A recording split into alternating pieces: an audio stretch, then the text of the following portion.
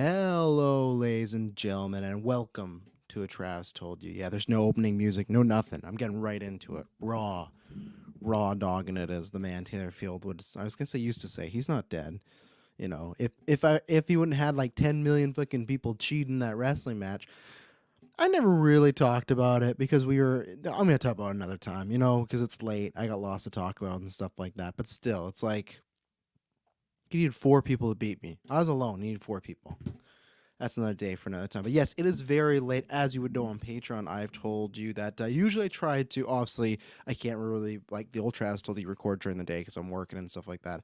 Oh, this light, look at that. Look at that forehead wrinkle. Looking like the back of the Rock's neck we're going to talk about. Speaking of Rock, what we got? Got Zoa here powering me through because it's 11:43 p.m. my night. Oh, my night, my time, whatever. So the Zoa. Grab your soul. Let's fucking go. Yeah, no, it's been, as you've seen, Travis, I think before I was going to say Travis told you it was supposed to be every Sunday and then dropping on the Monday. And these past 2 weeks have kind of been a mess because I had to review Midnight Suns with Dylan, so I needed some extra time with that. And then this week is my daughter's first, not her first dance recital, but first separate one. She's in the Nutcracker. So there's been stuff like usually bedtime is like 7, 8, somewhere in there. That's why we usually, when I'm on a cast at 8 because I can get the kids down. Usually they're quiet enough that I can sneak away and go do a podcast and stuff like that, help it with bedtime. Tonight was 10. Tonight was brutal because they're getting back like 8, 8:30 and it's just, oh man. So it's just been crazy week. And there's been times where like, oh, I was just going to do this day and this day didn't happen and stuff like that. So here I am doing it now. So next week might be, because also the dance recitals during the weekend might be a little hectic as well, but after that I should be getting back to a specific day, but I'm not sure. I might be talking to the GV crew. We might be switching the weekly Geek to Sunday, so that's why you just look out for the look out for the news feed, or subscribe to Patreon, because usually I'm dropping the schedule. Again, this week I did not. I'm sorry, patrons, I failed you, but usually I try to. Just been very busy, very life busy. I think if I talk about this on originals, I started a new job in the same job. It's the same career I have, everything like that, but just I've moved up a little and I'm learning like a lot and lots of modules, and I got a cubicle and all the stuff. So I'm very focused on that. This is my job too, but that's just like, okay, first few weeks want to soak up everything I can, stuff like that. So Aaron says, I guess the hierarchy of the universe has changed, just not the way the Rock thought. We're going to talk about that. But hey, thanks for joining this late night. Or what time is it where you are? I don't think we've ever asked. What time code are you in? Time code? What time zone are you in? Because I have liked lately, I feel like the last few times we've been streaming at 8, there has been a good amount of people watching, which is good because for a while, we used to stream, I've said this before, like 5 and 6. So I feel like we accumulated a lot of Eastern listeners. And then when we did more specific stuff for a while, be like, yeah, no one's watching and stuff like that. And we're majority, as always, majority of our people are on podcasts. I think that's where most people find us, and they watch the YouTube if it's a big one or like the stream or something. But let's get into this because we got a lot of topics.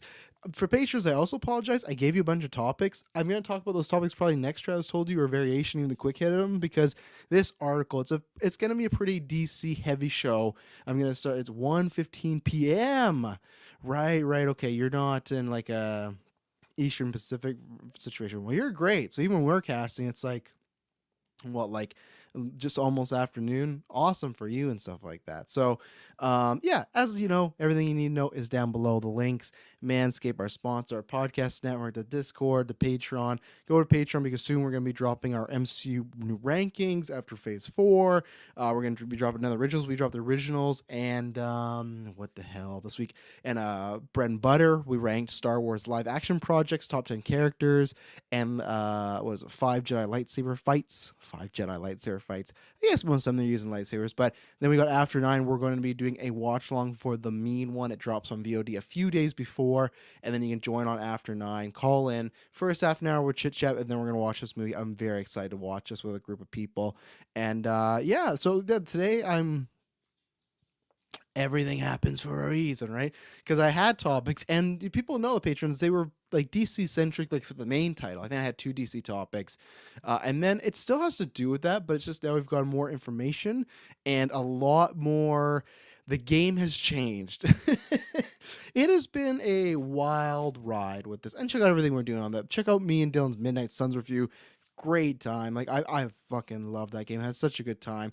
Lots of good stuff. Avatar Retrospective, which has been fun. The best thing people have been taking from that is, do you call jujubes or jujubes? And that's been the big. And so far, we've had a couple Canadians agree with us. Like, oh, I've always called them jujubes, and I go, well, yeah, because we're Canadian. I showed Dylan the box because someone's like, oh, I called them jujubes because there's a B as the logo, and Dylan's like, I've never seen that B in my life. So that was a fun one. Unfortunately, speaking of dance recital, I'm not going to be on the Avatar 2 review. So I think probably what I'm going to do is the weekend after, when I do my box office rundown, I'll give like a mini review. I'm not going to get into the big, like, oh, here's my hour long. No, the boys got that. They're going to have a great review.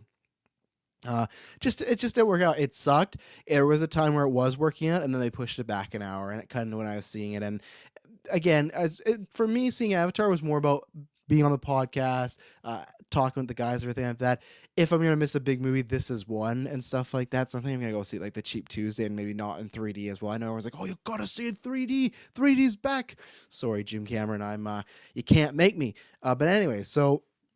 Like I said, so if you're not a DC fan, pretty DC centric show, but I'd say it's worth tuning in because there's an article that dropped. It's just like tons of bombs of what's going on. Plus, I think even if you're a Marvel fan now, you're probably at least interested because Gunn is running it, right? So what I'm going to do is I'm probably going to read most of this article, and then we're going to go back and kind of piece by piece by piece and stuff like this. So this dropped at 4:17 p.m.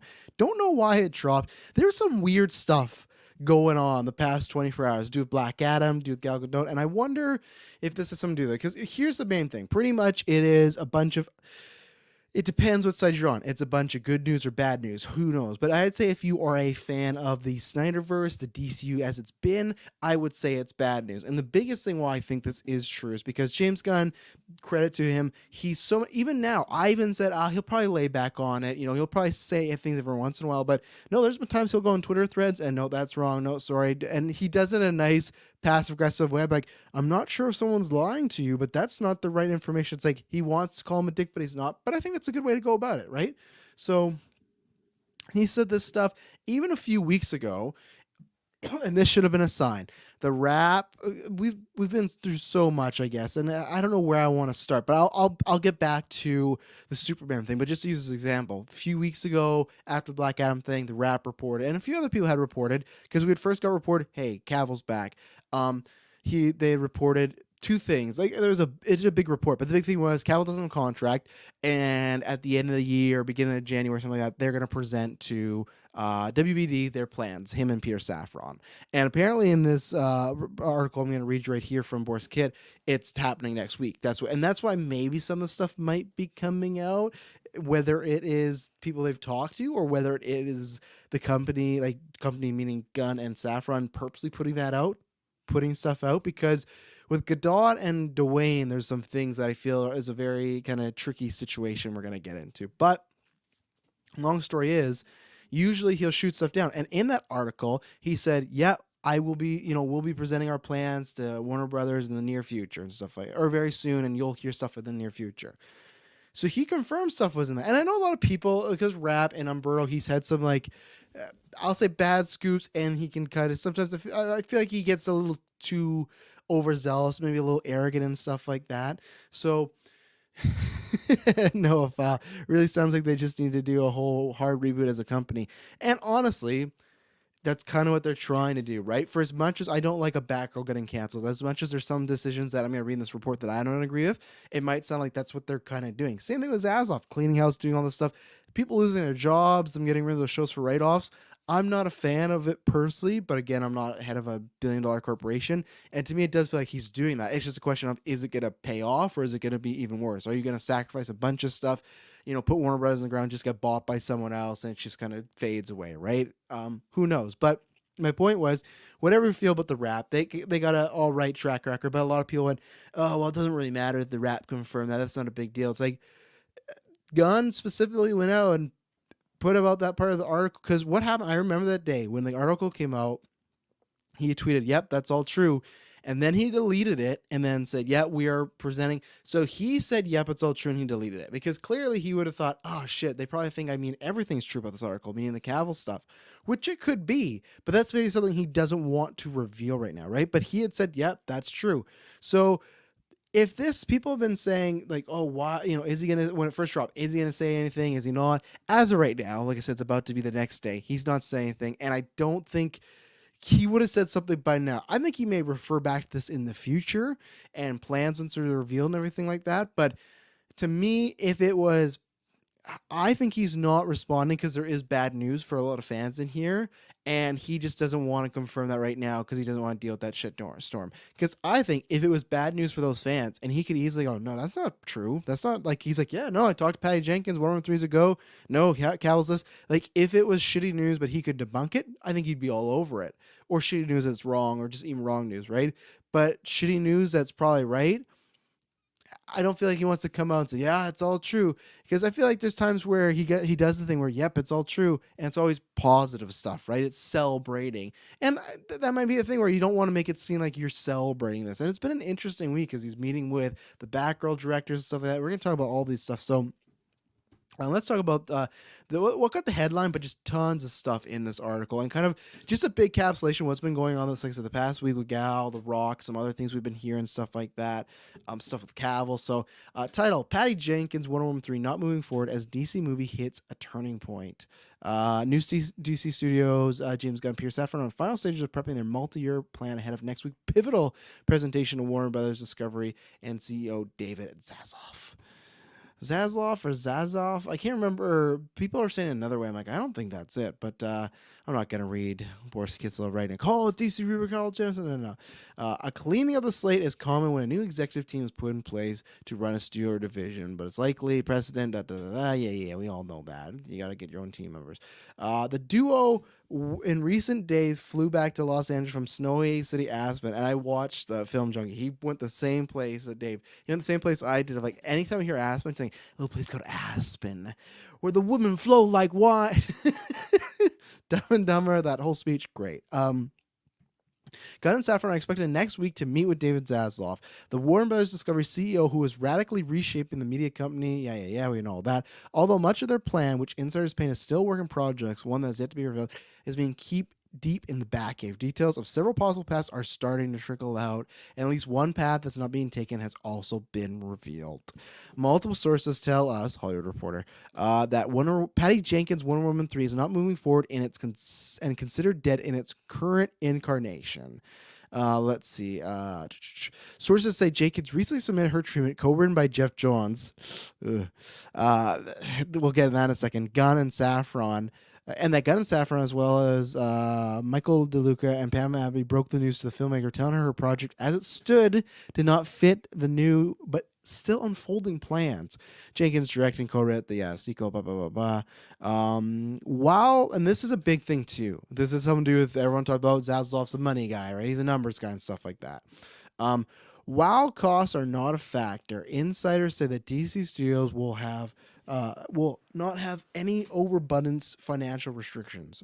The studio could end up saving tens of millions by not making a third installment. Godot, according to sources, was on track for a $20 million payday for Wonder Woman 3, while Jenkins would receive $12 million. Those figures don't include any possible back-end points. And that's the thing, they would get more than those figures. That's just the starting point, everything like that, right? So let's see. No, it says off topic, but you and the boys going to do a review of the menu. I will, because I don't know if I will, because I think we'll probably talk about it. I'm not sure how long you've been listening to Golden Geeks, because that's what was I going to say? That's our Oscars, our award show when we talk about all films and stuff like that. I think it's probably going to come up from what I've heard from people. So that'll be like a mini review there. I wanted to see it. That was the week I got fucking deadly ass sick. I was super sick, and I was like, I can't go to a theater. Even if I'm sitting alone, it's like I can mask up, but it was so sick where it felt like even if I mask up, I'm not people are gonna get sick. So I just was on the couch all weekend watching other movies. So Taylor did see it. You could talk to him, ask him. But I think we will talk about Golden Geeks because it's all on our hit list. I think it's just not dropping to VOD till January 3rd. And I don't think it's in theaters here anymore. I'd like to, but love the Golden Geeks. Oh, thank you, sir. But tons of people do because I think it's one of my favorite casts. So that's coming up. Patrons, get ready. You're gonna be voting at any tier, even if you're just a dollar tip jar, tier to all the way top. You get a vote on who the winners are and stuff like that. So Anyways, back to Wonder Woman 3. Thank you, no. But that's what Trask told you is. And also, like, I got some Patreon questions that Maddie, Clay, I did not forget about you. I'm going to answer them at the end. I meant to do it at the beginning, but I don't want to do it right now because, someone's going to give me a 1 star and say, he was talking about Wonder Woman, but then he answered this question about Andor and Elektra. So I'm going to get to you. Don't worry. Stay to the end. I love you too. Anyway, so... oh, I'm still fighting a little sickness now. So... it's interesting. The number of things that makes sense of, hey, this does cost a lot of money. And we've talked about that before, right? Where I remember even past and when his first movie for the Batman came up, people like, he's just getting like 1.5 million. It's like, first of all, there's going to be back end points. And second of all, it's going to go up each film and each film. And if he appears in the Gotham series, appears in the Penguin series, right? They start lower and then it gets more and more expensive because the star does get more and more important to that franchise, right?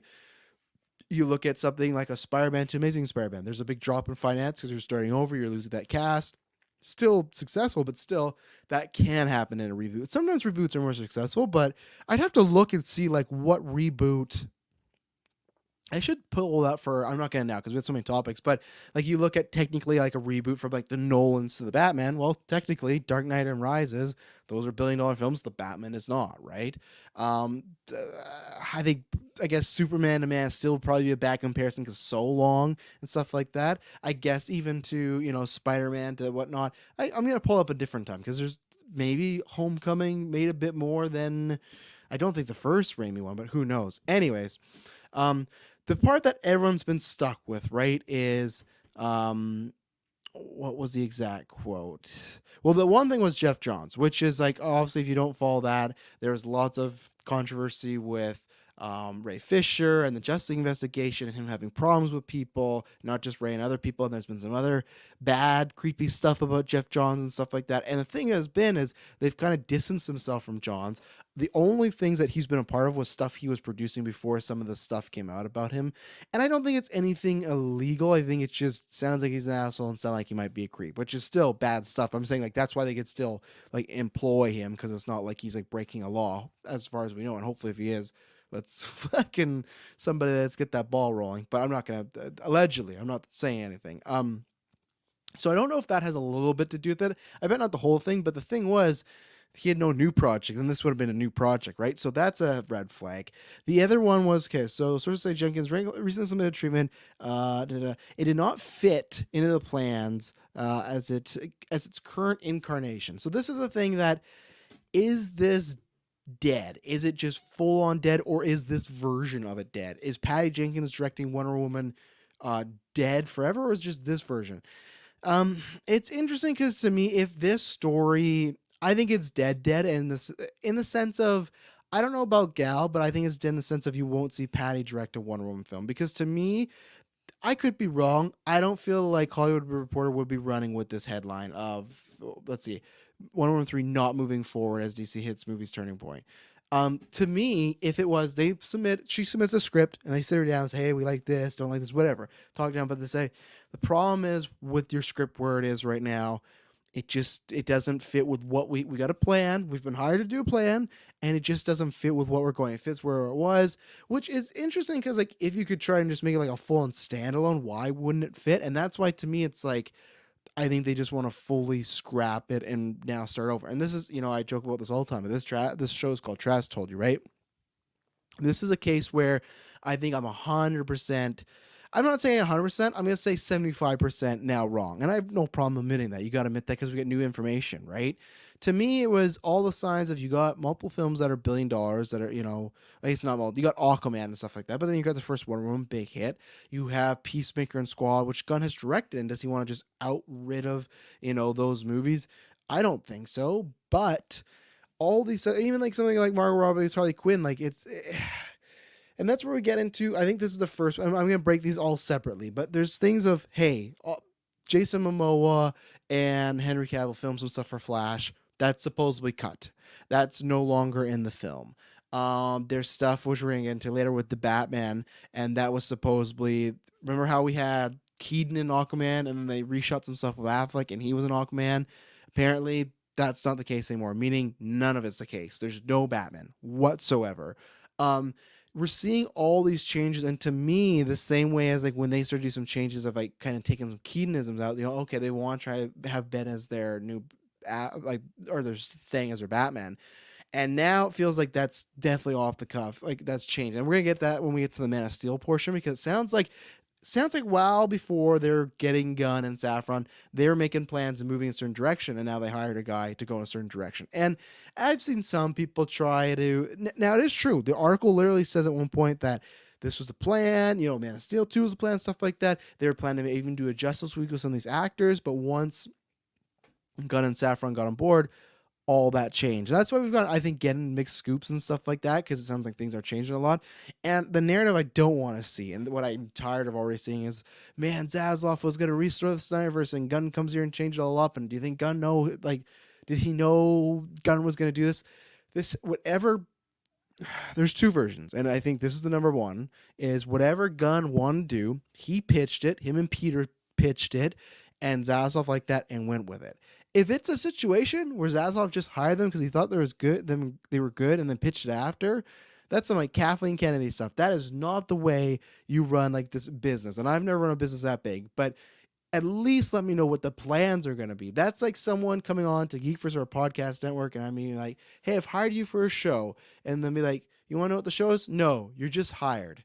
It's like, no, each show that's on the network, and we've had pitches before, as I've said before, I'm not going to name drop, and it's no in our circle now, but there's someone that pitched a show. I said, hey, it just doesn't really fit our vibe now, not working. They unfollowed me. They never talked to me again because they got so pissy about it. And I never even closed the door. I just said, hey, right now. And we also added a bunch of shows, and I'm happy with what we have.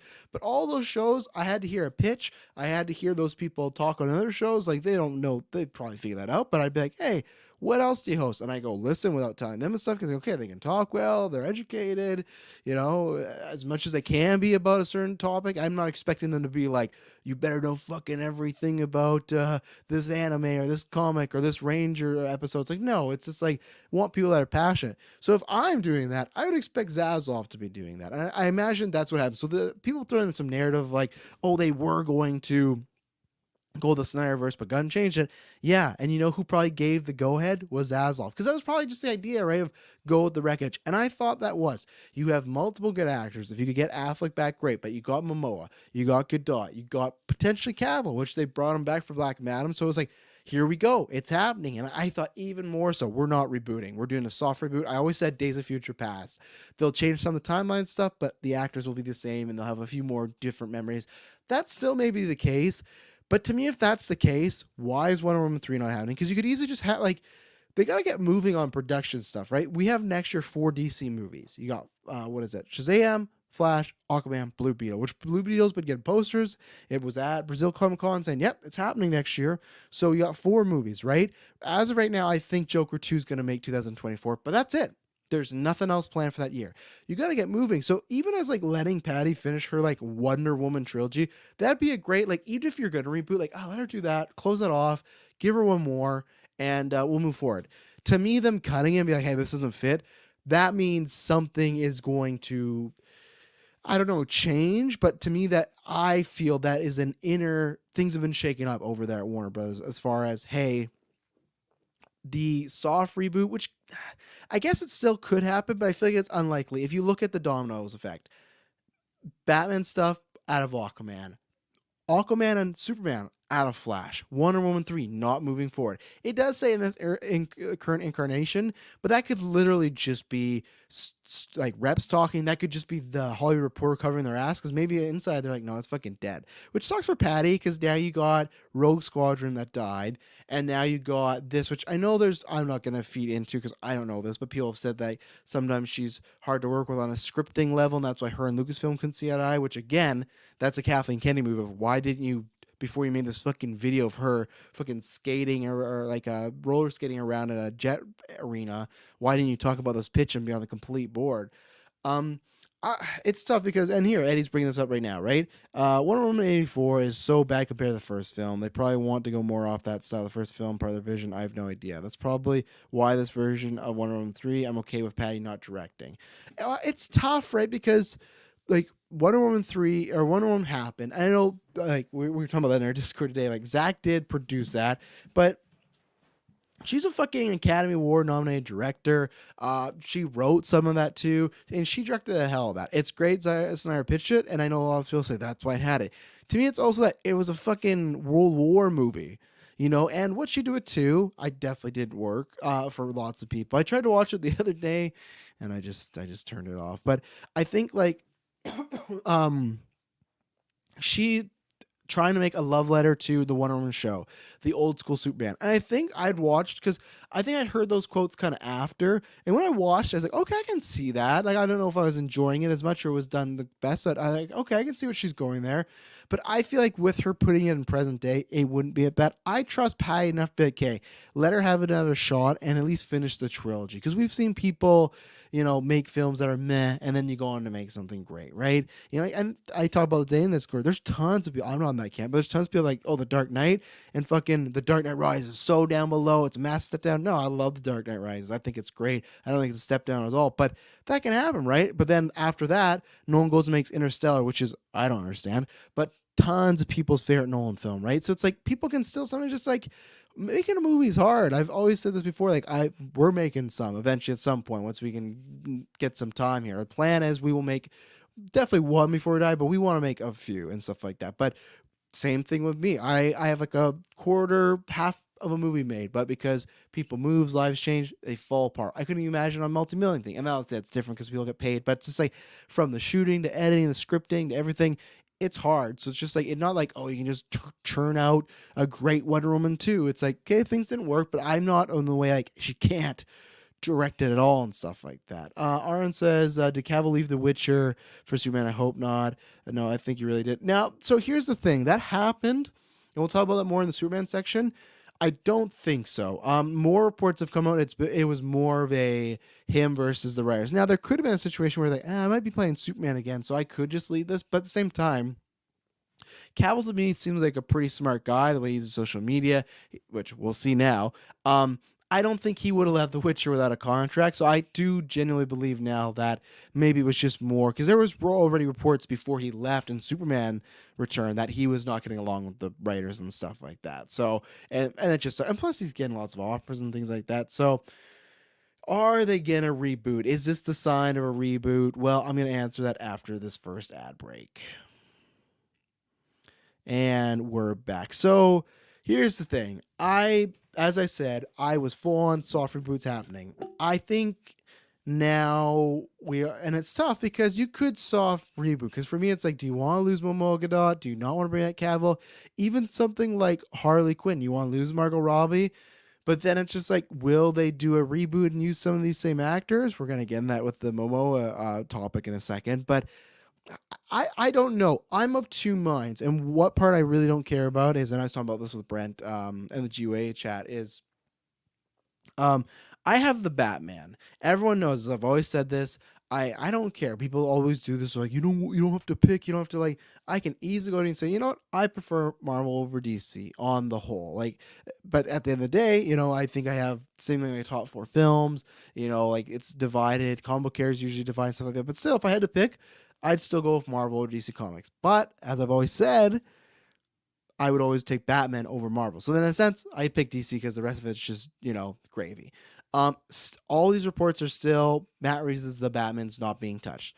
Perfect. I'm happy. So that's where it's like, as much as I love Margot Robbie as Harley Quinn, as much as I love Henry Cavill, as long as the Batman's not being touched, I don't care what they do with the DCU now. Because to me, there is both ways. They already recasted Harley Quinn, Lady Gaga.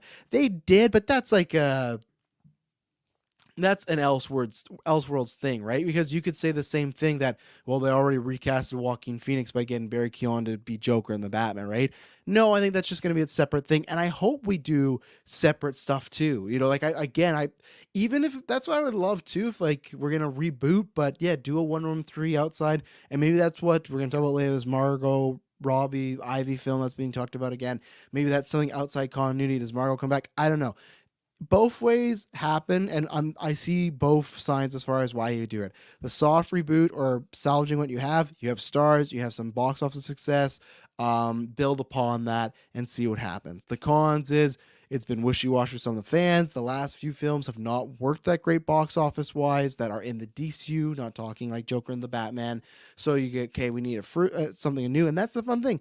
A reboot, if they do a full-on clean sweep, everyone's gone. Maybe you get one last Margot Robbie, Harley Quinn film, stuff like that. But let's say the DCU, the new connected universe, is a start. Let's say you get a Green Lantern film, and that works as your Iron Man, right? That is exciting. Now, it could go bad because let's say you cast a new Superman, you cast a new Wonder Woman, you cast a new Aquaman, and they don't work like those other actors. Go, fuck, we really miss these other people. It's like, as it's a different situation, but to me, it's like when you got All-American and Han Solo. Obviously, Han Solo can't play that young, or obviously Ford can't play that young Han Solo, but when he was playing, it's like, it's missing something. And for me, the people that would want Solo 2 or Adventures, I would watch them, but that movie did not feel like Solo to me, and I just, this doesn't feel like Solo. And you could have that. We get Justice League movie and go, man, I really wish this was with the other actors, but the advance of that is, one, money-wise for them, they get to start fresh, cheaper contracts. Two, you get that who's playing the new Batman, who's playing the Wonder Woman. Personally, for me, as like a business, I want them to reboot because that's lifeblood for the podcast. The casting, the director, stuff like that, that's huge for like all podcasters and YouTubers, right? So from a selfish point of view, yeah, reboot it because that'd be so much fun. We're still gonna do it. I want to do a reboot, like a DC reboot cast, like who would cast and stuff like that. But then, like I said, so the con is you might lose what you have, but the pro is you can create something good, and it's no baggage, right? It's like what Gunn wants to do. He's just free to do it. He doesn't have to disconnect to this, and maybe even Peacemaker 2, which they're filming. Maybe these will be swan songs, or they'll be leveled in. And I don't know. Again, if you were to ask me, same thing. I have the Batman, but if you ask me what would I want, I guess I'd still lean towards the soft reboot because we can reboot at any point. I'd love Henry Cavill to get more Superman. I'd love to see more Margot Robbie. I would like Patty and Gal to do a third one and send that trilogy off, if not at least Gal. So there's things I like already in the DCU that I would not want changed, So I lean more that way, but I'm like a 51-49. As long as Batman doesn't get touched, and I'm happy about that. Because as much as I was talking about this with Brent, because his idea, and I think he is, I'm sorry, Brent, I think you are right when you say it's the unpopular thing, that he would want just this new universe to be folded into that. One, I don't think Matt Reeves would agree with that. I feel like this, I legitimately feel like there's contract stuff like, this is my world, and if you don't do it, I'm out of here, and stuff. And I don't know if Passing would be out, but it would just create a shitstorm, right?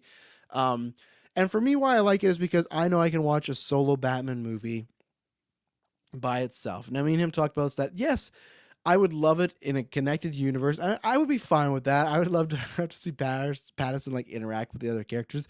I would be fine as that, as long as it is acting as its own. My biggest complaint with Wakanda Forever is that B plot line with Val and what's his name? What's Martin Freeman's name? Agent Ross. And that's where it's like, this just is setting up more stuff, this is just MCU, so, which is fine. I love the MCU, great universe, the gold standard. But it's just there's times where I just want that solo adventure, much like I think there's the end credit, and to me the end credit's fine, but you look at something to me like Black Panther 1, I think that was perfect. Yeah, it's in the MCU, but it's completely alone to itself, so it can happen. I would just want a reassurance of, hey, I just want a solo Batman movie. I don't want it's Batman, and Superman's the co-lead. It's no, go make a Superman Batman movie again, or a Superman or Batman Wonder Woman movie. Give me my solo Batman stuff. So I'm getting that. I'm happy. And I think the reboot is going to happen. The more and more we read the rest of this report, it's just we're in a tricky situation because stuff like Margot's talking about it, and he's said before, we're going to do more. So maybe we are getting a soft reboot, but it's very iffy with the things that are being said here. Maybe there'll just be a select few that are going to happen. But Eddie says, if Affleck's stuff is out of Aquaman 2 and Momoa and Cavil are out of Flash, I wouldn't be surprised if Gal's cameo in Shazam Gods is cut too. Yeah, I forgot about that rumor, and I wonder how big the cameo is. If it plays much into the plot, does it have to be taken out? I know there's a terrible rumor going around right now about her scene. I won't say it in case it's real, and if it is, that'd be fucking not good. So if it's vital to the plot, might not be able to, but you look at something like Flash. It was a few weeks ago locked. The picture was locked, right? And that means a lot of things. You can go look it up, but that just means like the filming's done, and now it's not that it's done, but the filming's done. It's locked, and the way it's going to be now, people are going to be putting effects to it, everything like that. Now it's unlocked. That's what this report said. So who knows what's happening there, but now it's unlocked and everything. So, and if the post-credit scene, yeah, you could cut it, especially in Wonder Woman 3, if that is true, Eddie, you could just cut that. It'd be gone, which is, it's weird between her, like we're going to have all these scenes just of these actors that they filmed, got paid for, and they're just cut and stuff like that. So as far as the main, and we're going to keep talking about, but as far as the main, do I think they're rebooting? Again, now I'm leaning towards yes. I think there's signs for both, but with this article, it feels very like a calm before the storm, but a storm that we still, like I said, don't understand because of even stuff that Gunn's working on, right? So, and what's going to happen in 2024. But let's continue on right now. Let me just take. I gotta write down my ad times because I'm alone here, you know, and stuff like that. Usually I sneak in while other people are here, but. So let's see. Next, we're going with, let's see. We did the Wonder Woman thing. We talked about the cost of the cast. All good. Warner's had no comment as we talk about the James Gunn thing.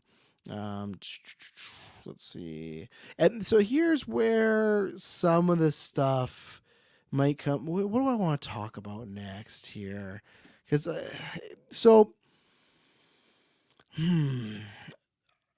just trying to figure out the order. So, okay. They continued on by saying they shared Gal Gadot's tweet from yesterday. What was it? She was just grateful to play roles. It was like a paragraph, but then the last thing was, can't wait to share the next chapter with you. It is unclear whether or not the actress knew the project was being toe tagged. Now, this is what's been very interesting this week with Cavil, with Dwayne and Gal. Not so much Cavil, but like, I'll work on the story. It'll make sense. So Gal posted this yesterday. Dwayne, a few days ago, I can't remember who it was. Oh, it was Variety. They put out that Black Adam's going to lose anywhere from 100 to 50 million, right? And then Deadline today puts out an article saying, nope, it's that's wrong. We have analysts, we have these numbers and stuff like that. And, excuse me, and we can show you that it's going to be a 52 million profit. And then Rock comes out like, yeah, I just wanted to wait till the financiers came in and said some stuff. And so, as I drink my Zoa, I ponder about this.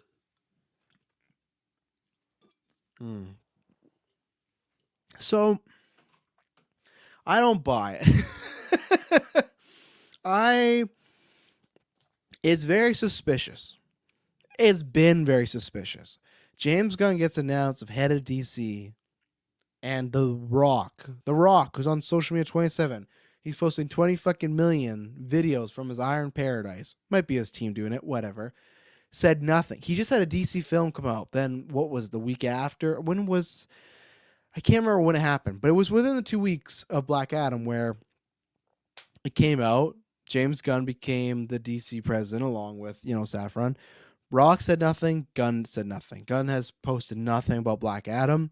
The Rock has posted nothing about James Gunn. People that haven't even directed for the DC universe just posted stuff about Gunn, saying like Feige has said more about, and of course he's gotten asked, but Feige's said more of like, can't wait to see what he does. He's a really talented guy, and he's still with us till May, but still, I'll be the first. He said I'll be the first one to see what he does. Competitions mention it. The guy who has a DC film hasn't said shit, and then you have Variety saying it's going to lose this money, and then Deadline going, no, it's not. It's going to make a profit, and they give these numbers, which even some people said, like, I don't know if these numbers check out, and we'll never truly know, right? The only way we'll know, and I think we know. I think we know.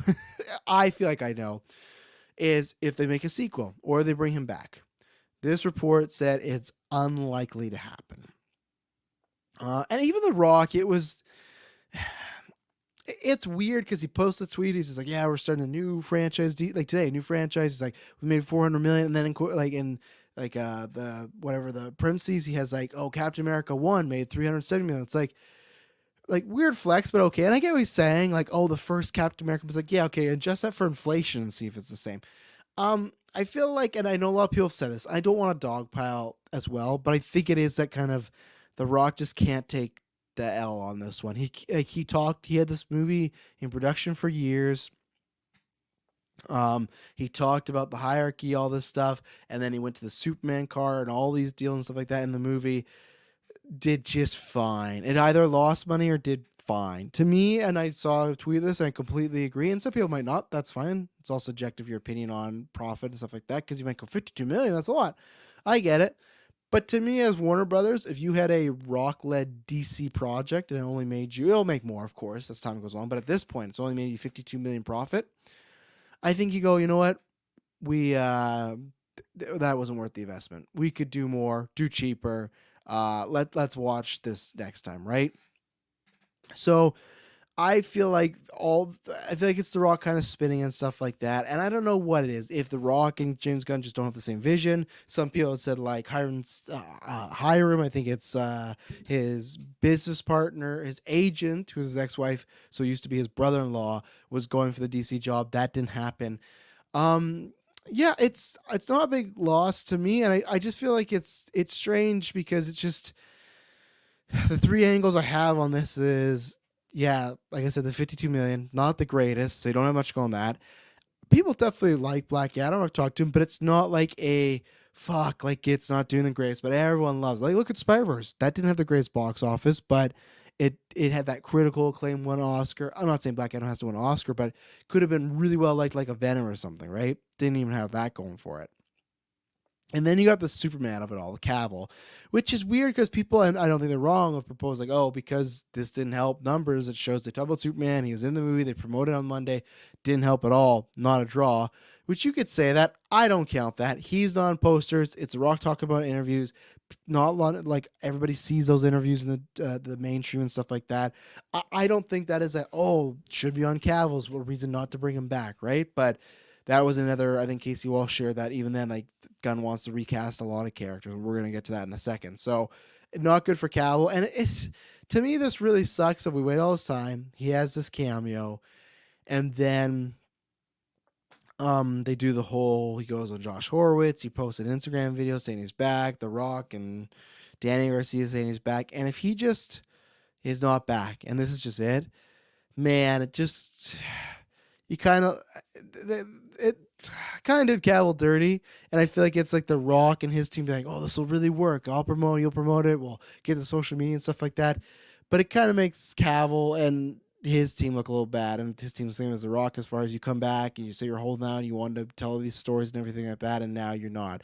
And that's where I was referring to earlier. The story was that apparently they were looking for writers, they were taking pitches on Superman. Even Andy Muschietti was pitching to direct a Donner-like Superman, which is so funny because the people that like hate or like love the Snyderverse, tons of them are just like, oh, I fucking hate that Donner Superman, or I just don't like the version. I love Cavil's so much, and the fact that it was like, yeah, we're gonna do that with Donner is like their worst dream come true. So I would like to see that just for the meme of it all. But I think the fact that they're reporting it here, not a good sign. And this was stuff again done before, and the same thing they said, that all changed when Gunn and Safran took over. So that's the pros and cons, right? Because I'm somebody, I like Andy Muschietti, and you're telling me, hey, we're gonna get another Superman Henry Cavill movie. I would take that. I'd be like, let's take up like this Wonder Woman 3. Let's do a few movies before we get this reboot. But he only has 4 years. He only has 4 years. So he has to do what he's gonna do. So it sounds like that was the plan. If he came back, filmed a couple cameos, they were talking about it, and then everything's gone to screech halt. Will he come back?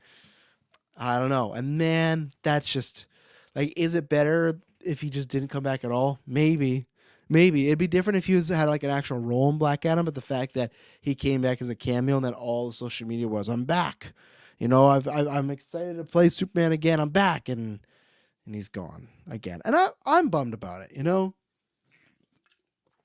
I like Cavill a lot. He's gonna go and do some great things, but I want some more just him as Superman. So not looking good there, and that's why people have said like The Rock posting this stuff about, no, Black Adam is a success, and Gal saying like, oh, I can't wait to tell you the next story. And if she's out, people being pissed at Gunn or the team and stuff like that, they're kind of trying to use it in a not a political game as far as the actual politics, but just they're politicking, right? Which is an interesting move. None of this is by accident, I don't think. Gal posted this to Wayne, going back and forth with the box office, and even then, like, I think it was Deadline. They posted that whole thing about the box office and how they actually gained 52 million. In the original article, they had Black Adam 2 is going to happen. Like they're going to do production of that and a Hawkman spinoff. They deleted that. They posted a new article, or they edited it, deleted that portion, and then today we got a Black Adam 2 is unlikely. All these things, if there's smoke, there's fire. That's the thing where it just feels like, and that's where to me I lean almost more towards the reboot and stuff like that. Again, the first of which builds towards Jenkins, the shuttering of Jenkins 113 is closing on the curtain of the Snyderverse. The heroes cast by the filmmaker Zack Snyder for his Justice League. This one sees the shutting of Man of Steel 2 with a returning Henry Cavill and having a no more Aquaman fronted by Jason Momoa. Let's see. These characters are planned to cameo in The Flash. Cavill shot his part, but sources say there's a debate inside as to whether or not to keep the cameo, and if its inclusion promises something the studio would have no plans of delivering. Which to me does make sense. If this is the way you're going, just cut it. What I suggest, I know fans might not like it, but what I'd like is put them on the DVD, release them as deleted extras or something. I'd still like to see it and the fans to see that. Same way I still want to see Michael Keaton and Jason Momoa interact. But if you're not going to do it, get rid of it. To me, it's a lot different than the Batgirl thing because that's a whole movie. It's a cameo, right? Don't give people hope. Get moving around that and stuff like that. Let's see. Warner's insider caution: there's no plans that have been finalized, and the Flash remains an unlocked picture. Unlocked. So there was some debate if it was locked, unlocked, whatever it may be. Yet, just talking about how they're gonna plan to do this film, and then that's Quinn away. Yeah, and then here we go. So let's take another ad break, and then we're gonna talk about the Aquaman or the lack thereof. We'll be right back. And we're back. So something that's very interesting is obviously Momoa's posted about, I got a dream DC project working on, right? He's been known to be a big, Lobo fan. Gunn posted some Lobo fan arc and stuff like that. So then we get this article. And it's weird because I thought like I'd be down with it, but still something like that. Is it actually going to happen? I don't know. But Momoa, meanwhile, could emerge as a pivotal figure into the new plans, according to several sources. It's not just fucking like C tier, negative C tier, D tier scoopers saying, yeah, that'd be great. Momoa's Lobo. I bet it's happening. Exclusive. The actor wrapped up his days as underwater hero this coming December, next December, which would be the final movie release that was made by the previous regime, but it would not spell the end of the actor's involvement with DC. Sources are saying the actor would lead into another movie or franchise. The character of Lobo, a foul-mouthed, cigar-chomping intergalactic bounty hunter, has been mentioned in connection with Lobo, or with Momoa. Whether or not Momoa does play everybody's favorite Bastic Lobo emerging as a rising character early on in the conversation may point to the kinds of characters Gunn and Safran may want to be focusing on. The character is an outside anti-hero. Keep in mind, just talking about like this fits with James Gunn. It does, and it fits with Momoa. He's talked about this many, many times and stuff like that, right? About how much he loves Lobo and stuff. How do I feel this will actually happen? This is to me another sign of a full-on reboot. Because to me, listen to the scenario. And maybe the general audience just wouldn't care. They'll go with the flow. And I think that is true. If it's a great movie that they love, have a good time, enjoying the popcorn while they watch it, they'll just go.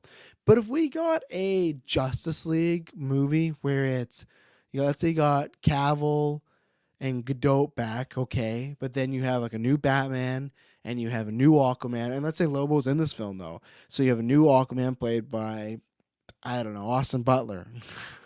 Alexander Skarsgård, and then you have the old Aquaman back, but he's Lobo. It's weird. It would be weird if like the Justice League is like a mix and match of recast and stays. If they do like a reality version, sure. But to me, them saying, "Hey, Momoa's done as Aquaman, we want to have him as Lobo," that again sounds like a reboot. And I'm more fun with that, and it's great casting. I think, no pun intended, he would just chew the scenery up with that. I think Momoa would have a really fun time with that. And I've seen this too already, right? Why would the guy want to leave $1 billion franchise just to play this like D-list character? Do we think I don't know about his personal life. There could be gambling issues, could be other things. I don't know. But he's hiding it pretty well. Do we think that he's hurting for money? after he's in Fast and Furious. He's in, $1 billion Aquaman, has another Aquaman coming up. I feel like he's the type of the guy that might be set. So to do the whole, oh, why would he want to do that? If it's his favorite character and they're saying, hey, we don't want to do another Aquaman, that's not in our plans right now, which could be debatable, right? It's a sequel to a $1 billion movie. Let's see how this one does. We're not going to do anything, but we really like you and we know your passion for this character. Would you want to have the first crack at him? He could have said no. Could I have a way to play more Aquaman? Maybe he did say that. But as of right now, it sounds like it might be happening. And like I said, I'm fine with that. I think it's fun casting.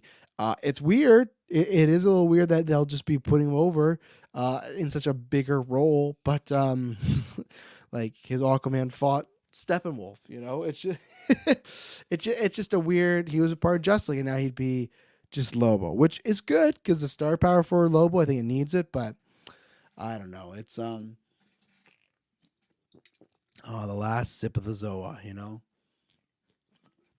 good stuff. But it's interesting. That was not on my bingo card a couple months ago. Also, once we heard the rumors, it was like, okay, maybe. And I was even down to hit the fuck it button and let him play both. Even if they interact, you have some fun with it. But him leaving Aquaman, same thing. Like, if he leaves Aquaman, do they recast that right away? Do they feel they can recast? Because, we got Momoa as Lobo now. Just recast it. We're good to go. I don't know. And speaking a little bit of that, observers are convinced the plans call for an interconnected story universe. There's rumblings of an establishment of a creative brain trust. The brain trust may already be rolling in some capacity. Sources say that Safran had, in recent weeks, been meeting with writers in Los Angeles in his home in an effort to hone the presentation, gathering feedback and ideas for the plans. Which I like that. I'm not saying like, you gotta have a writer's room, but I think having multiple people in there doing stuff, bouncing ideas off each other, I think that is good. It's just like a concept. They even do that at the MCU over there, right? What they do, the writers' retreats and everything. So I think I like all that. I'm all happy about that. So we'll see. And like I said, as of right now, they said nothing is really unchanged as far as Aquaman. Mara's still in there. I guess the rumors, and they are reshooting, so this could change. But I guess the original Aquaman ending had a cliffhanger. So it's going to be a big cliffhanger if they don't change that. I think they will. Lots of things can happen from them. I don't think they've said that's picture locked. And I feel like that one, they'd wait because it is the last one, but there's just lots of things I feel like you got to do now that you're reshooting this water movie. I guess most of it's effects after, but I feel like it's not an easy reshoot, right? It's not like a day or two pickups and stuff. We're good to go. At least I think. And it could be if it was a small scene, but I don't think that is the case. So, but leading into that is we have this story about, and this was going to be like one of my main stories where you have, again, look at the timeline. You got, this movie comes out, Keaton's going to be Batman. He's going to be in it, right? Okay. A little funky, but it seems like he's going to be the new Batman. So sure, that's what we got going on.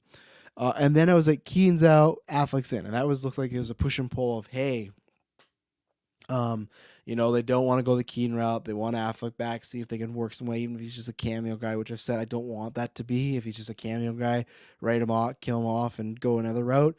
And then, so this was in there, and apparently that didn't have it too. Now, as people point out, the Henry Cavill, or Black Adam Superman cameo was filmed very close to the movie actually happening.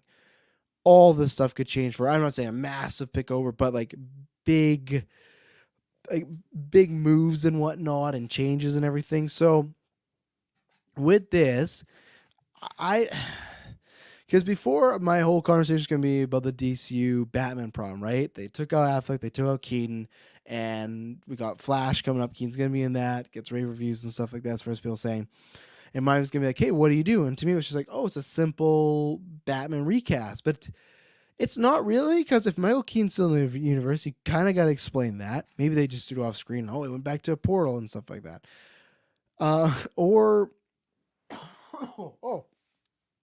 Excuse me. Or it was you deal with that, and then we're going to recast Affleck with an actor. I was like, okay, again, risky, but that can work. But the fact they're both out of there, to me, that's another sign of the old reboot button coming down. I think we're going to do probably a fantasy draft cast or something about all DC. I have to do that with actual Batman too. I'd love to look at just a replacement who could play Batman. But again, It depends. Do they start completely afresh? If that's the case, then we could be looking at younger actors. If it's Affleck's age, you're looking at older actors. Like, there's all these variables you have to do, and that's what they've probably made their plan on, right? And same thing, if they have this plan where Batman's going to have 2 solo films or a bunch of cameos, then be in Justice League, um, that might already be planned. That's why Affleck and Keaton might not be in these plans and stuff like that. So as of right now, that's all unsure of what's going on there. Keaton sounds like he's had 2 movies now where he's filmed and his stuff's cut. So sucks for him, but he got paid, so I think he's okay. Yeah, I really don't know. Eddie says Keaton is 70 years old. I don't think he will commit to 10 years of his life playing Batman going forward. No, but I also didn't think he would have committed to playing Batman 2 separate times or 3 separate times. Flash, to me, that made sense. Like, okay, they pitch it, Multiverse Tale. He goes back to the 89 version, needs his help. That's a good send off, like No Way Home. No Way Home, we could get more Spider-Man, that'd be great, but if you never did, it's like a perfect ending, right? To me, that was. So when it's like, oh, he's also in Batgirl, and he's also going to be in Aquaman, it's like, why the fuck is he doing Aquaman? And why is he agreeing to be like this Nick Fury? I was fine with it, him being like a Nick Fury, but why is he agreeing to this? That doesn't seem like a really Michael Keaton thing to do, but he was doing them. So never say never, but I agree with you. But the same thing is the problem. It doesn't look like Affleck wants to be part of like that 10-year plan, right? As far as he's just done little cameo stuff and things and like, stuff with Zach and everything to finish Justice League, the Snyder Cut. But I don't think he wants to be the franchise guy that's leading everybody. So yeah, I don't know. It's interesting what they're going to do there. We also had the directors of Batgirl say they were meeting with James Gunn very soon, which makes sense because Gunn was one of the first people they said to contact them. They also were posting cryptid, Batman Beyond photos on Instagram. And this is where, when I'm talking to Brent about how I want just solo film, that's something where I don't want that in the DC universe. I want a cyberpunk Batman, tell your story, leave it by itself. Maybe eventually you could fold in, but right now, I just want a story of even like the first 2 pilots or the 2 episode pilot, right? Of, his dad getting killed and he's going out for revenge and stuff like that. And you get the whole events of, the girlfriend and meeting Wayne and the dog and, Barbara Gordon, all this stuff. Like, I want to get to that and I want to do that. But I don't think it needs to be, oh, this is also connected to the DCU and Darkseid's watching and he might come get you, Terry McGinnis. It's like, no, you guys are in the past right now. And I know you could say, okay, well, we're going to make it less cyberpunk and we're going to make it set in today's day and stuff like that. But I don't want that. I don't want it made in a way where it kind of takes us on the coolness factor. And I don't want it made in a way where it has to, we're going to connect this. At one point, this new actor is going to become Batman Beyond and stuff like that. Like, to me, it's perfect. I love Keaton, and he was just saying that right now. I could take Keaton Batman Beyond as a send-off film for Keaton's Batman. I would, as greedy as this sounds, I would want a trilogy because I feel like as a send-off, you kind of have to kill him off, and I don't think you'd do that in movie 1. I feel like they'd leave it somewhat more open-ended, happy. I would just want him to be like, the classic Terry McGinnis, welcome to my world. And that's what I want. Like you said, Eddie, and that's what I've been talking about. I want Elseworld films. If they were to do that, and this is where are going to put in this conversation too, where Margot's doing press for Babylon. Right now, she said, like, I've been pitching hard to get like a Margot and Ivy Harley Quinn film made. And Gunn has alluded many times, like, she would be back. The same thing. Do they do like, oh, a movie just called Harley Quinn, but that's in the Elseworld. Batman Beyond. That's the only thing that it's strange to me is so many reports have been like, hey, at the end of Flash, like, Keaton's still part of this universe as the DCU Batman. It's like, well, if you do Batman Beyond, how do you do that? And it's just so funny how, we have in Morbius, he's Vulture and he gets put in a new universe, and now in this one he'll be put in a new universe, possibly stuck. So I'm not sure if he would be with me and stuff like that. But Angel, 12:40 a.m. California. The Snyder Bros won the battle for Snyder Cut. Real DC fans just won the war for DC's future. DC is dead. DC is born. James Gunn in complete reboot. That's a take to have. I'm of so many minds on all this, right? Because it's the same thing as I said, like, I take a reboot, I won't take a reboot. Same thing as I would have taken more Zack Snyder's Justice League, and I wasn't the biggest fan of Man of Steel BVS, but I would take it more. But I think that at the end of the day, those fans should, I'm not trying to belittle the situation, but the ones that fought real hard, here's the thing. You did win the war. You got the Snyder Cut. Then after it transformed to, well, restore the Snyderverse, and what does that mean? Is it just the actors? Is it him coming back doing the films? And then it was, oh, we got this person back into the core battle. The very first battle is a history, like cinema history. Never happened before to happen with Zack Snyder, the crew, and that movie. That to me is always going to be a massive win. You can never take that away. Even if the reboot or if DC gets rebooted and you lose a lot of actors, that sucks. And you'll lose the Snyderverse continuity. Even though if they do a Crisis on Infinite Earths or any multiverse stuff, you can always go back. Just like no one's ever really dead, you can always go back and these things. Oh, they left a trinket and I can track that to get to the. Let's see. So rebooting and just the Snyderverse being gone, that's a part of me that's just like, it's crazy for that to actually happen if it does that. And he says, you don't think Batman or Beyond would be like a legacy sequel to Burton's 2 Batman films? Plus, I think Burton, if he was interested, could produce while someone else direct. I would prefer that. I'm really liking Wednesday right now, but I still, because I know people say, oh, it's Tim Burton, and it's dark and it has some Tim Burton's, like a couple of creatures that look like his designs, but it still doesn't exactly feel like the classic, like true to form Tim Burton. And I feel like he's just kind of had problems with that the past few years.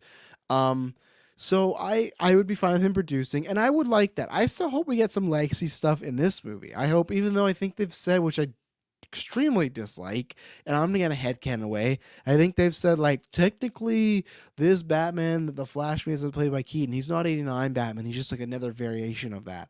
Stupid, and they should change that. Give him the backstory. And I think it was literally just because, like, the rumor was, well, Keaton's Batman they don't want to kill, so we have to retcon that. Use a storytelling method, just like fucking Arrow did it.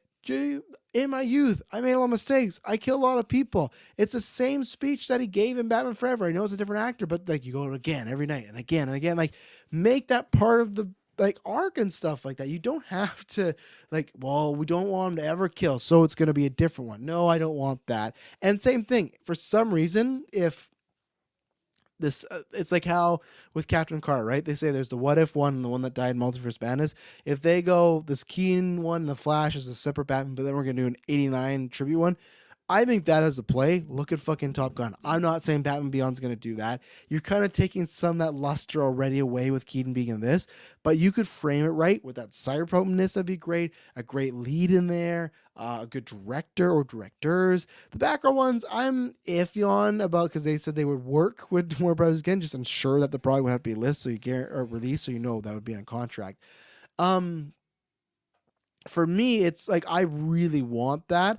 It definitely would not be Top Gun numbers, but the reason I don't like it being a new Batman is just I want him to make like mention of Selina and Alfred and all this stuff and like to our continuity. So if you were to ask me like top 5, maybe even top 3 of comic book adaptations I would want, Batman Beyond's in there. I think at one point it was probably number 1. Until he got brought back for Flash, because it was like, okay, Flash, we're gonna get some of that in Batgirl. So I hope it happens. And to me, Gunn would be a guy that would take that pitch and want to do that because he likes newer characters. And maybe this is him doing, well, we can do Batman, and maybe this is a case where maybe people wouldn't like it, but that was the rumor where with Batgirl, Batgirl's gonna be in there, and she's gonna be the Batman that universe where Keaton's and Nick Fury. I would still be fine if they did that, but they did Batman Beyond, and you get the Terry McGinnis suit, and that's our Batman in this universe. And you can have a young Batman. Great, do that. Make that set up there or in Elseworlds. I don't care. Just fucking do it. I'm just happy we're getting more Michael Keaton, so I'm going to celebrate that. I'm going to celebrate everyone saying he's great in it. I just watched Batman Returns the other day. Fucking holds up. He's fantastic. I love him in the role. He's definitely not my favorite Batman. He's pretty low ranking, actually, out of all the live action ones. I don't like his Bruce, but I still like him, and he brings a lot to that role. He brings a very tortured soulness, and I think he's even a better actor now. So, and he says, I know that sounds weird, but I think the way Keaton would finally have his trilogy, yeah, it would. And I, like it said, they should do a legacy sequel, and then you bring back Pfeiffer, you bring back some other people. That'd be great, you know. And oh, man, remember Batgirl? There was a mural of Batman and Robin. I'm just not getting that now. Angel says Matt Reeves is Batman is the only thing canon James Gunn DCU. Matt Reeves is the Batman the only thing canon James Gunn DCU going forward. It make me giddy. I don't know exactly what you mean by that. Matt Reeves is the Batman. Will the only thing, are you saying out of canon in DC going forward makes me giddy? If that's the case, then yeah, I'm very happy about that too. I'm happy that it's separate, do its own thing. I'm not sure what's going to happen with all these spin-off shows, but we'll see. Eddie, I really hope that Keenan Flash is Burn Batman, where we left him 30 years after returns. Makes more sense for another reason else for variants save the headaches. I agree. And maybe they might just edit that stuff out and then just leave you headcanon. Maybe there's no direct mentions to 89, but it's like the cave's the same, the Batmobile's the same. Like, just make it like, that's a weird thing.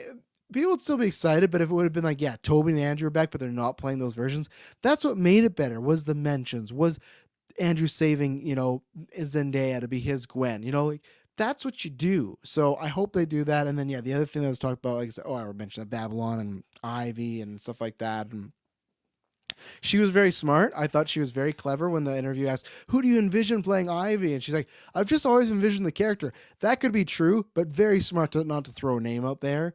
And then, shoot yourself in the foot if you go with someone else. So I, again, a few days ago thought that's 100% going to happen. Now it's like, okay, if we do a full clean reboot, does Gunn keep those people? I don't know. I really don't. That's why I'm not 100% on the reboot. I'm just definitely leaning towards that right now. With the Batman problem, I really don't know. I don't know. Will be okay. Angel clarified, said will be the only thing. And let's see, Batman will be the only thing canon James Gunn's DCU forward.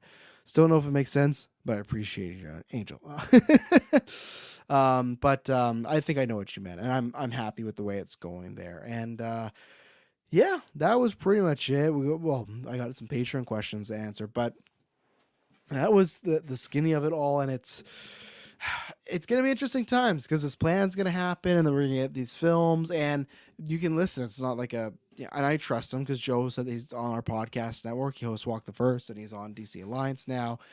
He had talked about that there was somebody he knew that's a special effects guy, and he was already getting notes from Gunn.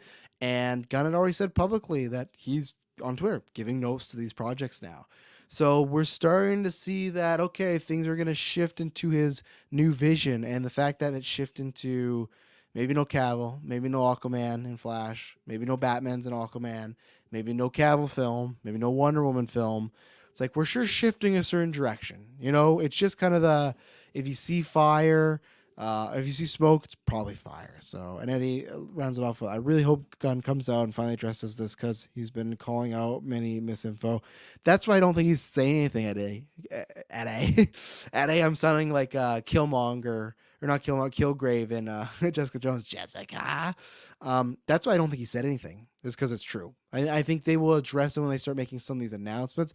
And plus, if they do a soft reboot and the stuff about, let's say Cavil just comes back and they say, hey, we are going to reboot and it's going to be weird, but we're going to have a new Aquaman, Momoa's Lobo, and Cavil, you can still be Superman. There is still, if that is a plan to keep some of these people, there still has to be a plan first and then contracts and then talk to them, right?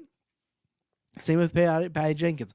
Maybe they talked to her and this script didn't work, but maybe they literally gave it an option and said, hey, do you want to rework this and we could get this in here or write a new script? And they're going to be challenged that, no, like this is the film I believe in. This is the film I think is great. I'm not just going to throw it out. Like she still got paid, but it's like, I'm not going to do that. See ya.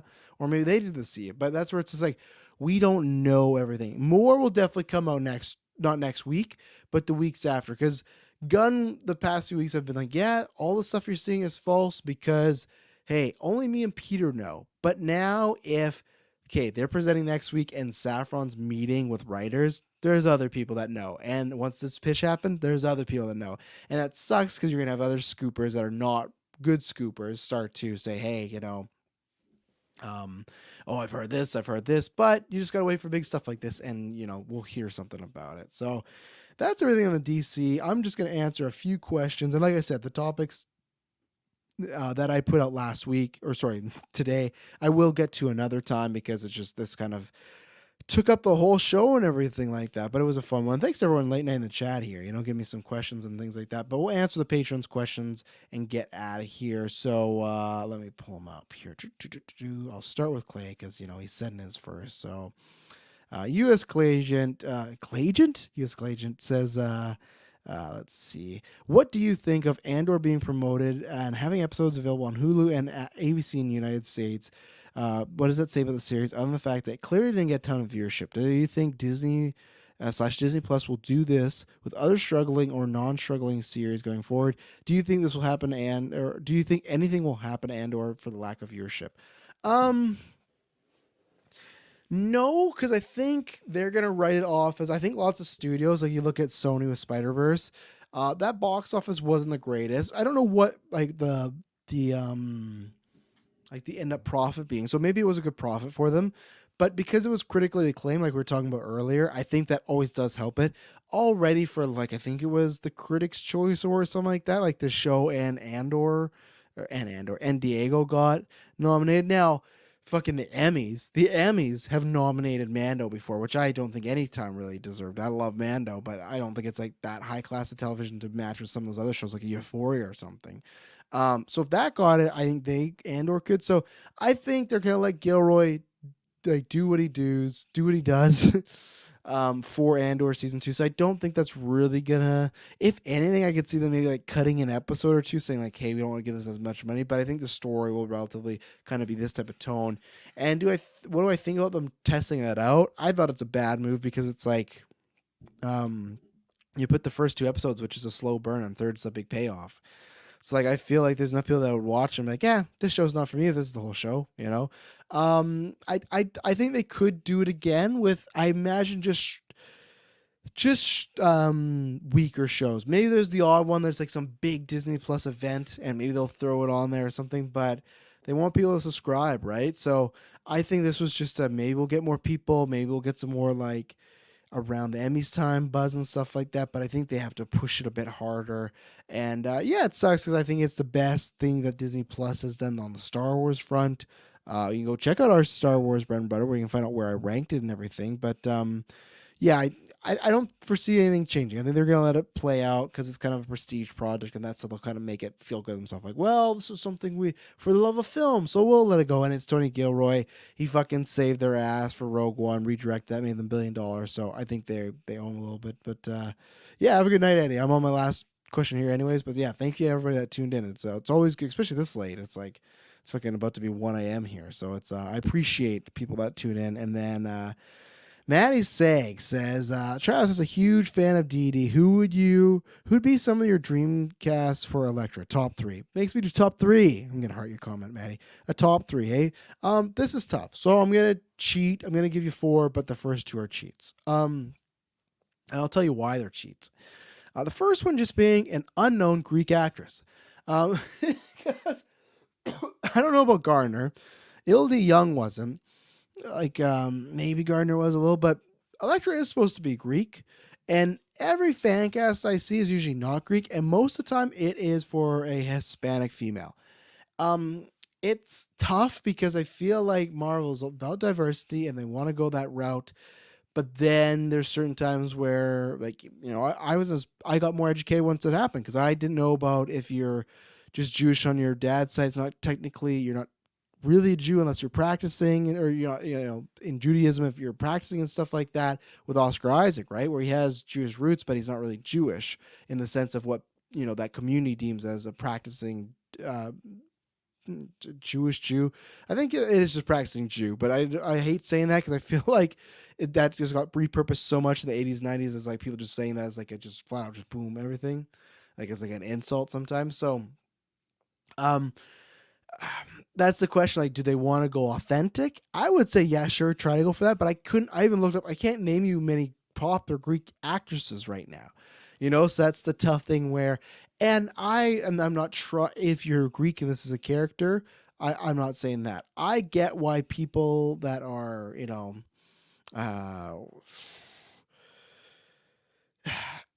if they feel strongly about Magneto and they say he should be German because of this, and it leads to him being what happened with Nazism and stuff like that.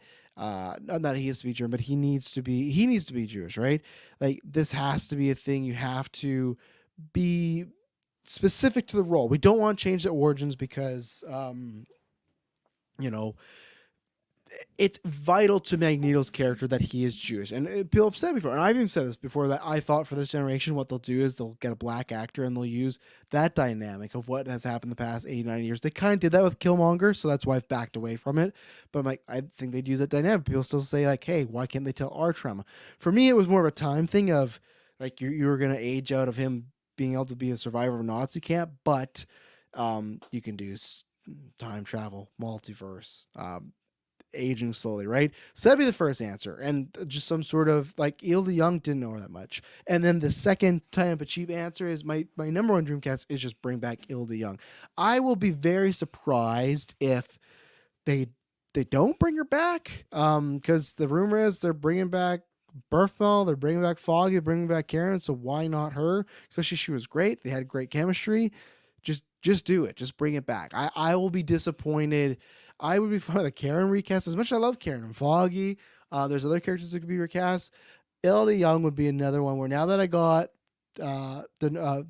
Cox and D'Onofrio, now it's Berthal, Jones would be next, but then after that I would want her back. And it wouldn't make much sense, and that's where people, they casted two female, they were quoted as love interested for the leads. That's interesting because I don't know. I feel like making Matt have a love interest is risky, as the internet is completely in love with She-Hulk and Daredevil. And I also just feel like it's great story-wise. It's just, they had a natural chemistry, which is super fucking weird for they'd never worked together and just in one episode. I love it, even if it's just always a long-term. Like when we get to Avengers and like Kang Dynasty and they're still together and there could be a loss and there's some drama there. I get it because he's going to have an 18 episode show, but I really don't want him to have, I'm on that. I'm on the complete shipping, and I really don't want that. And I foresee the hate for the new love interest if that's the case. Hopefully they don't end up together. But yeah, I really don't want them to do that.